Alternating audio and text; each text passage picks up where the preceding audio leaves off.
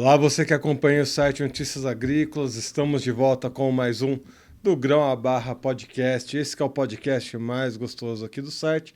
Afinal de contas, falamos aqui sobre o mercado de cacau, em especial, né, o mercado de chocolates, né, aqueles chocolates feitos da árvore, né, até uma barra de chocolate, também conhecido como tree to bar, ou de amêndoas selecionadas até se transformar numa barra de chocolate, conhecido como Bean to Bar, que inclusive inspira aqui o nome do nosso podcast, do Grão à Barra Podcast.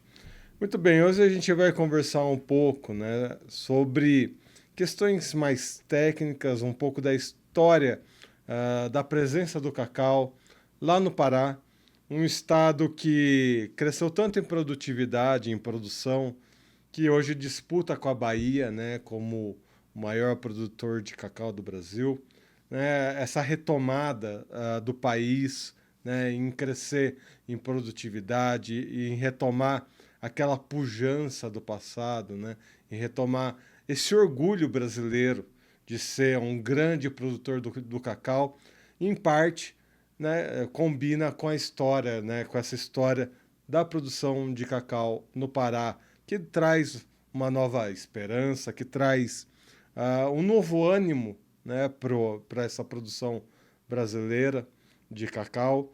E é um pouco sobre isso que eu vou conversar com o Luiz Pinto, ele é assessor técnico lá da FAEPA, do Senar do Pará. Luiz, seja bem-vindo aqui ao nosso podcast. Eu que agradeço a oportunidade de conversar com vocês a respeito da cacaicultura regional e, quiçá, do mercado mundial de cacau. Bom, Luiz, você tem uma grande experiência, né? Uma longa história de trabalho com cacau. Você viu a história acontecer dessa produção do cacau no Pará. Eu quero que você conte um pouquinho dessa história, né? De repente, o Pará se tornando o maior produtor, né, de cacau do Brasil, competindo ano a ano, né? Tem ano que é a Bahia, acaba tendo a maior produção, tem ano que é o Pará, mas o Pará, de fato, tomando aí essa dianteira, tendo cada vez mais presença e personalidade, né, nesse mercado do cacau. Conta um pouquinho dessa história pra gente, como foi ver esse crescimento da cultura no estado. Isso na realidade, o cacau é nativo da Panamazônia brasileira e os registros iniciais mostram que foi identificado inicialmente naquela região, no Peru, no Rio Orinoco, e especificamente aqui no Pará já tinha algumas populações, estou falando em cacaueiras, na região do Baixo Tocantins, que é a região próxima aqui do estado do Pará. E o cacau ele é interessantíssimo porque ele forma um terroir. Os solos são aluviais, são solos formados por justaposição de camadas de serosidade de solos trazida pelas enchentes do rio Tocantins, e é um cacau que ele é cultivado embaixo da floresta, sem nenhum tipo de aplicação de pesticida, inseticida, fungicida e sem adubação.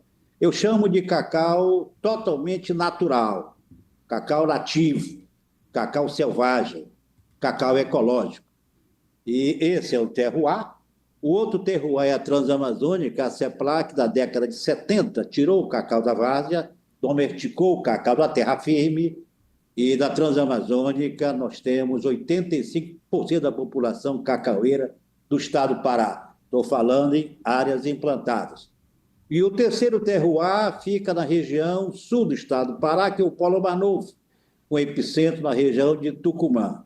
Bom, esta cacaicultura que a gente está falando produziu, no ano passado, 143 mil toneladas de cacau, ombreando para a Bahia da primeira produção brasileira. O destaque é que o Pará tem produtividades muito altas.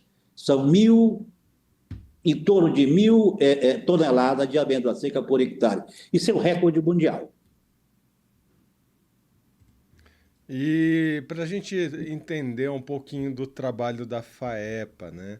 A FAEPA, que é a Federação, né, de Agricultura e Pecuária do Pará, faz parte do sistema Senar, tá, pessoal? Faz parte da CNA, ou seja, é um grande conglomerado, todo o Brasil, né, tem federações que participam da CNA e a FAEPA é uma delas. Reúne ali extensão rural, aprendizado, são inúmeros serviços prestados, né, pelo sistema. Mas a FAEPA, né, como que foi a participação, a atuação da FAEPA nessa produção de cacau do Pará? É interessante, Edson, que a FAEPA, ela no seu início, no seu surgimento, ela tem que ser a grande defensora do produtor rural. Esse seria o papel primordial. Mais recentemente, a FAEPA se envolve com assistência técnica gerencial, que é o mais novo modelo que existe dentre os 4 outros, um modelo de assistência técnica desse Brasil. O diferencial é que não se trabalha somente com tecnologia de produção, se avança muito no gerenciamento da propriedade rural e desse produto que sai das fazendas. A participação na cacaicultura é extremamente interessante, porque é um momento em que a extensão rural oficial, a ATER, ela está com muita dificuldade de continuidade. E ficou um vazio de assistência técnica, de transferir tecnologia ao produtor rural, e desse vazio é que entra exatamente a nossa extensão rural, a ATEG, que é fornecida pelo Senar e é responsável por um grande contingente de produtores rurais que vieram da terra ou são novos produtores rurais que estavam até então sem nenhum tipo de assistência técnica ou tecnológica gerencial à produção. Eu diria o seguinte, hoje o agro paraense ele não sobrevive sem a assistência técnica gerencial que é praticada pelo Senar Pará em boa medida. Bom, isso é importante a gente entender, né? Porque o cacau, de modo geral, ele tem limitações, né, de produção. A gente está expandindo, né, no Brasil, a gente está entendendo novas formas de produzir cacau, né, usando irrigação, expandindo para áreas que originalmente não era do cacau. Aqui no podcast a gente viu cacau chegando em Minas Gerais. Aqui em São Paulo já tem alguns lugares de pesquisa para cacau. Enfim, o fato é que a gente tem um programa de expansão para o cacau, mas lembrando mais uma vez, pessoal, a origem dele é esse clima da Amazônia, esse clima mais úmido, é o clima da floresta. É sempre importante frisar isso, que eu já fui para o Pará, tá, seu Luiz? Eu vi como que é o cacau paraense e ele é um cacau muito único, tá, pessoal? Exatamente por estar em áreas florestais. E aí que ele vai pegando esse terroir, esse sabor, o cacau, ele tem essa propriedade de puxar o sabor do ambiente que ele está. Então ele tem um terroir muito específico quando ele está no seu ambiente que agrada, né? Então, tendo essa perspectiva, né, de expansão do cacau, mas essa origem amazônica, o que a gente olha para o Pará nesse momento em questão de manejo, seu Luiz? O que avançou no Pará de manejo, até mesmo para que outros estados estejam olhando para o avanço que vocês têm aí no estado? A gente, para falar sobre perspectiva de crescimento da cacaicultura, é interessante deitar um olhar sobre o que acontece no mundo com a cacaicultura mundial. Hoje existe um déficit brutal de produção de cacau essa oferta ela cai em torno de 500 mil toneladas, ou seja, uma produção de 5 milhões de toneladas cai 500 mil, o preço hoje está em torno de R$ 60 o quilo pago ao produtor rural, da amêndoa seca. Isso faz com que muita gente largue outras atividades e se lance a trabalhar com o cultivo do cacaueiro. Bom, nos seus primórdios, quando a gente começou a trabalhar aqui na região, no Pará, eu coloco década de 70. A caceicultura ela era totalmente intensiva em mão de obra, ou seja, nós não conseguimos inovar no que se trata de mecanização, inovações químicas, físicas na caceicultura. O trator não conseguia entrar porque o espaçamento 3x3 não permitia que se fizesse isso aí, e o grande trabalho, que era a colheita, continua até hoje sem mecanização. Tem algumas máquinas mais modernas que estão avançando nisso aí. Bom, com esse mercado altamente atrativo, a gente tem novos desafios inovativos que estão acontecendo, e hoje nós temos muito clone, que não tinha, todo material seminal vindo de sementes, híbridas que a Semplac produziu. Hoje nós temos muitos clones altamente produtivos que a gente pode dobrar essa produtividade num curtíssimo prazo. Além de irrigação, você citou, adubação intensiva, ou seja, nós estamos no limiar, no limite de trabalhar na agricultura de precisão, na caceicultura, e ela é bem-vinda, porque hoje o que você joga de adubo, de inseticida, fungicida, irrigação, na agricultura, drone, da caceicultura, se paga tranquilamente, coisa que era impensável até 5, 10 anos atrás. Ou seja, nós temos um espaço insaturado e a gente pretende avançar nisso aí. O Xavier, o nosso presidente da FAEP, ele disse o seguinte: o Pará tem condições de ser o maior produtor de cacau do mundo. Eu não vou muito longe, não, mas sair do 6º lugar é muito fácil, chegar ao 3º lugar não é tão difícil assim. Ficar atrás de Costa do Marfim e de Gana. Esse é um espaço que a gente, o Brasil, pode alcançar tranquilamente. Opa, aqui a gente entra num ponto interessante, viu, seu Luiz? Porque é o seguinte, né? Voltando mais um pouquinho aqui na nossa história. Tradicionalmente, né, os preços do cacau não incentivaram tanto os produtores de cacau a utilizarem insumos agrícolas, essas questões, né, de adubação, de defensivos agrícolas contra pragas, doenças. Os preços antigos, né, do cacau, a prática de preços limitava muito o acesso a esses produtos, né, de proteção do cacau. A esperança, né, a esperança é mais atual, né, para ampliar essa utilização, principalmente depois que a gente vê uns preços tão altos, né, remuneradores. Você citou aí, né, R$ 60 o preço do cacau aí para o Pará, ou seja, é um preço que agradou os produtores rurais e trouxe ânimo para novos incentivos e uso desses manejos mais detalhados, mais pontuais, trazendo aí essas questões de usar realmente os insumos.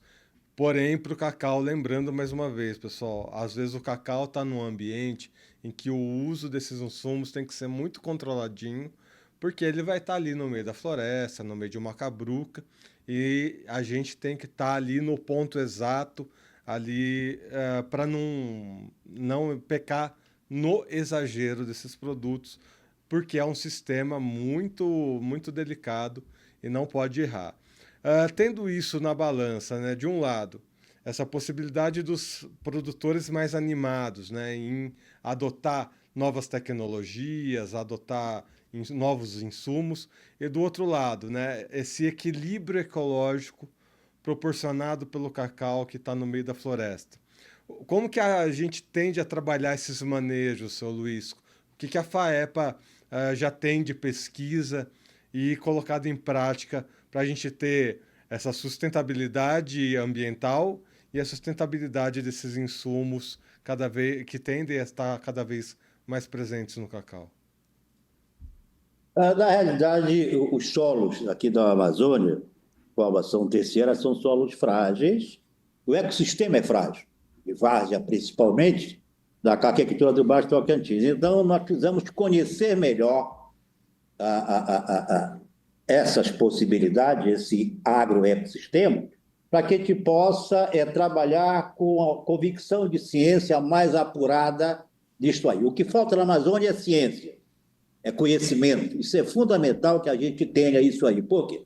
Porque o cacau é um produto tipicamente florestal, e a vocação da Amazônia, as grandes áreas, é para a arboricultura florestal. E o cacau é uma planta que ele sobrevive bem no subbosque, embaixo de floresta. Eu caracterizo como uma planta semi-umbrófila, gosta de sombra, apesar de não ser.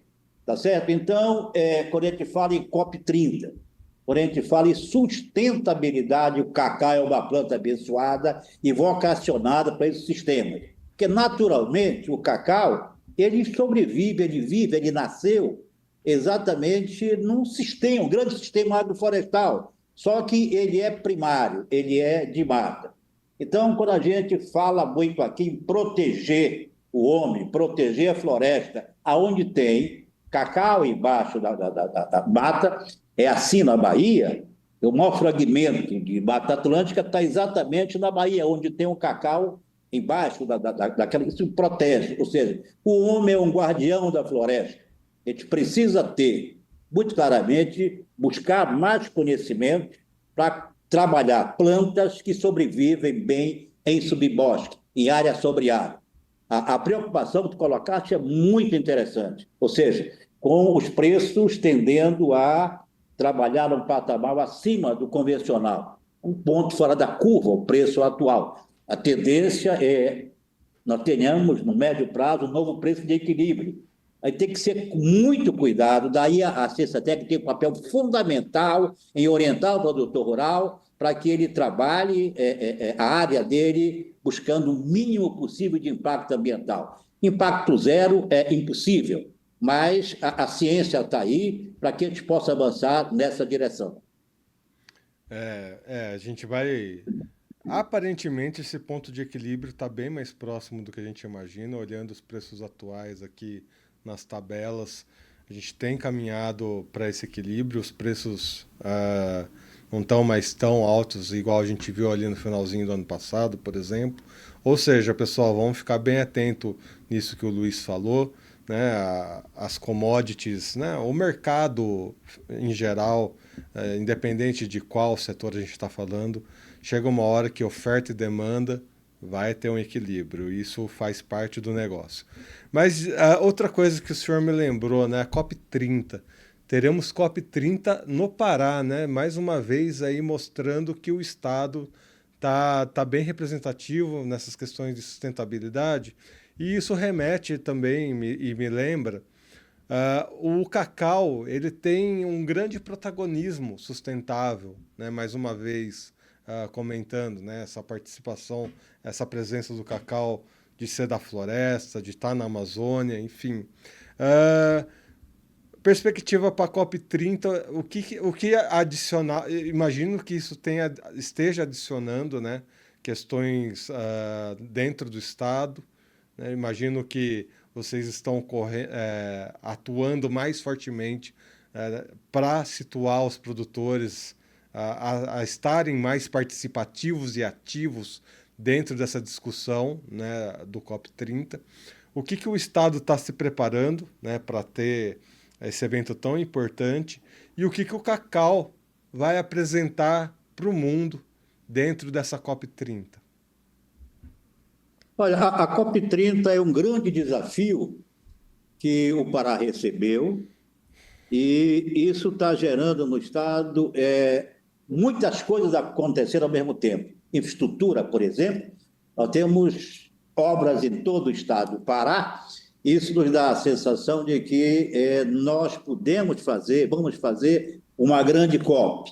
Agora, a COP, a Conferência das Partes, é um desafio monstruoso quando a gente coloca que essa Amazônia está no centro do universo em relação a questão de preservação. A gente não quer a Amazônia, o Pará, como um santuário. Preserva tudo. Existe aqui 9 milhões de pessoas nesse estado que sobrevivem do trabalho, do dia a dia, do nosso rincão. Mas também não quer um estado do Pará como política em terra arrasada. É esse equilíbrio que se está buscando desenvolver sem devastar. Desenvolver tendo muito claro a responsabilidade com a sustentabilidade. Então, o cacau se coloca como uma planta que ela é símbolo de como fazer agricultura perene sem devastar. Eu digo sempre que o Pará, a Amazônia, ela é quase marginal para a agricultura perene, porque aqui chove muito 6 meses e tem 6 meses que seca tudo. Seca rios, infelizmente, ano retrasado e o ano passado. Então, nós precisamos ter cultivos que possam ser cossociados, que possam ser trabalhados com o ambiente florestal, conviva bem, gere riqueza sem impactar o meio ambiente. A COP é uma grande tomada de consciência que a população precisa ter, que vai ter, sobre possibilidades de desenvolver sem devastar. Eu coloco que eu diria que é o grande acontecimento que essa Amazônia vai ter nos seus 1.500 anos, tá certo? Então, para nós, cidadão da Amazônia, técnico da FAEPA, ligado à Federação da Agricultura, é uma possibilidade de mostrar que o produtor rural, ele se insere em qualquer possibilidade de desenvolvimento sem devastar, desde que ele seja orientado. Precisamos, sim, de tecnologia e acessar essa tecnologia através de crédito, através de informação, para que a função de produção, de fato, ela se estabeleça no nosso rincão sem grandes problemas. A Amazônia é uma solução, o Pará é uma solução, não é problema. Eu fico muito feliz com essa sua fala, viu, Luiz? Porque eu vejo exatamente a mesma coisa. A gente sabe que o Pará tem uma história problemática, né? Aliás, todos os estados do Brasil têm uma história muito problemática, mas em específico o Pará tem uma história que remete a essa questão, né, de muita disputa de terra, muita disputa entre agricultura e preservação florestal. Eu acho que a mensagem que eu complemento com a sua é o povo do Pará respeitar essa história, não ver com olhos negativos, é aprender, né, com esse passado e entender que a gente está num momento, né, de COP30 de renovação, né? Vamos aproveitar esse passado, né, e renovar, né, dar um novo significado para o passado e entender que agora a gente caminha por um futuro e um futuro que a gente vê muito próspero, né, para o estado do Pará, muito próspero para a agricultura, muito próspero exatamente pela sustentabilidade, essa balança de produção e sustentabilidade que o Estado tem conseguido demonstrar. Isso é muito importante sempre lembrar e sempre frisar e ter a participação tão significativa de instituições como a FAEPA nessa caminhada.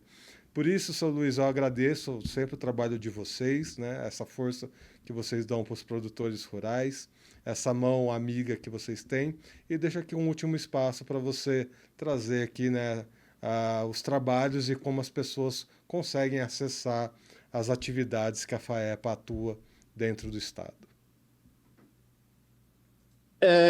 Edson, eu fico feliz de que essas oportunidades, através da Notícias Agrícolas, esse grande canal de comunicação aberto para o produtor rural, se coloque, de fato, como uma estrutura voltada para disseminar informações úteis, informações corretas e mostrar que possibilidades existem, que a CNA está trabalhando nesse sentido, que a FAEPA trabalha também nesse sentido e que o Senar eu chamo de braço técnico das Federações da Agricultura no campo.